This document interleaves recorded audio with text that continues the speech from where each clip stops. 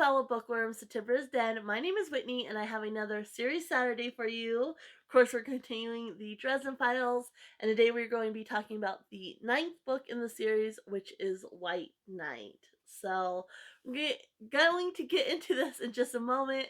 Before I do, though, if you could go ahead and give this video a like, it really does help out the channel. And then don't forget to subscribe and hit the bell notification so you don't miss out on a thing. So, let's talk about White Knight. I mentioned before I was kind of getting burnt out on the series, and then last book I read, which was Proven Guilty, I ended up enjoying a lot. And so I was really hopeful that going forward, we kind of would be seeing the series plot being more developed. And I do think that's the case for sure. And I have to say, I really, really enjoyed this one. Like, there were still those familiar aspects that we've seen in all the other books. It's fast paced, action packed, but it was just different enough that I really, really enjoyed it. And plus, I think in this one, we got to see, like, Marcone plays a part in this one. We got to see more of his backstory, and we got to see more of kind of the politics of a certain group, which plays a part in the series plot as a whole. So I really, really enjoyed this one, and I'm really hopeful that going forward we're going to continue that theme, and really focus on the series plot line. But in this one, you have Harry, of course, and if you're not familiar with the Dresden Files, if this is the first video you're watching, Harry is a wizard, and he also does like private detective work, and kind of contracts out to the police department and just helps, with different cases um, in Chicago, basically, is where he lives. So, in this particular one, there is somebody's killing off like low level like witches and witch practitioners and such. And so he's having to kind of look into that. But Murphy, who is the police detective, isn't able to bring him in officially on the case because they're being presented as suicides. And so she knows that they're not, and so she knows something else is going on, and so she does bring him in, but she's not able to bring him in officially.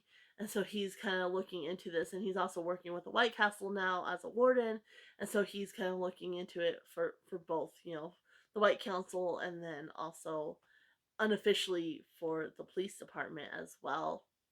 Kind of see what's going on, what's happening with this women, and it ends up, going farther than just Chicago.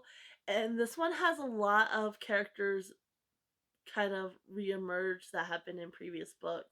You have Elaine, you have Marcone, you have Cal, Ramirez is in this book. Like, there's just a lot of different characters that we've seen in other books that you get to see and get brought back, which I enjoyed that aspect because you got a deeper look into some of their histories as well. Like, you got more of a backstory on Marcone, and you see Harry and Elaine's relationship as well, and the development of him and Ramirez's continued friendship and kind of how that's developing.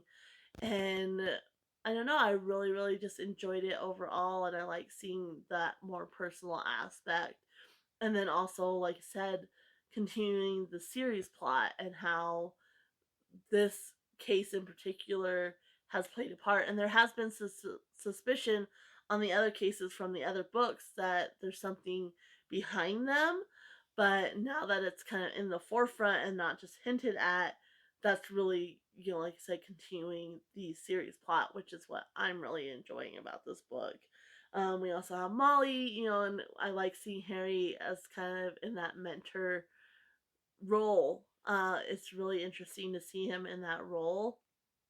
And we have that continued struggle with Laciel, which I enjoyed that aspect as well. And there was this one conversation that they had about choice, and that whole conversation just was really enjoyable because, like, you always have a choice. I mean, they're kind of talking about Molly and whether she could come back and such. And it's like, it's about choice. So I'm really excited to see where this goes from here and how this plays out. But I really like seeing, all the different aspects and kind of that political aspect, and Harry, who can he trust? Um, Especially like Ramirez, he's a warden too.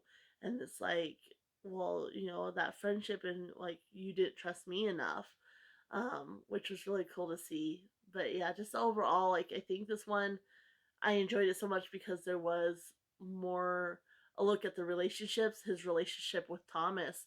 Thomas is kind of under suspicion in the story. So, that relationship too, and, how much does he really trust Thomas, and how much can he trust Thomas with Thomas being what he is. So I think there was a more personal aspect that I really enjoyed as well, along with continuing the plot line.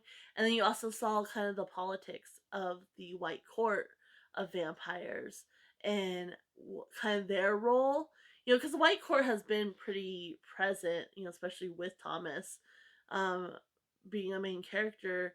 It has been pretty present, but we get to see a little bit more kind of their politics and their agenda a little bit that we haven't seen so far.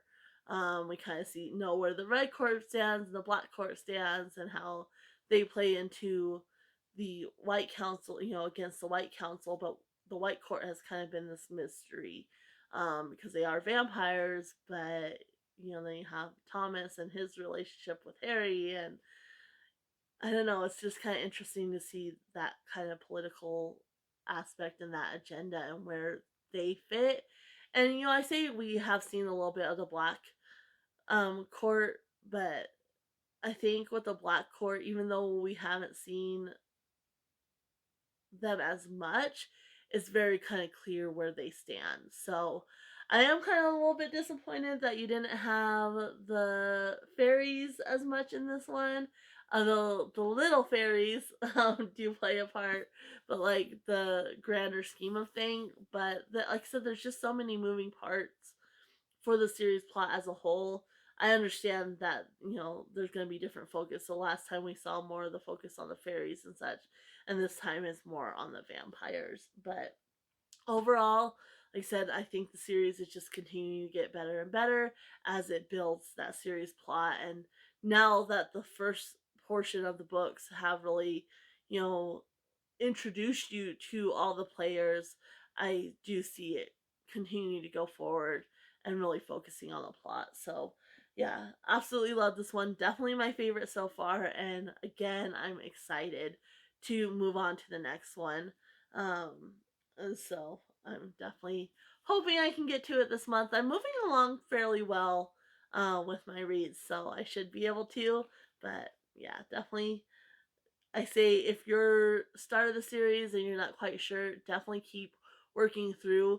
Those first books are necessary to lay down the groundwork and the characters to continue the series plot as a whole. So I know it gets a little redundant, but if you're reading this series, I say it's worth it to keep pushing through for sure. But I'm gonna go ahead and leave you guys here. Happy reading, everyone. Bye.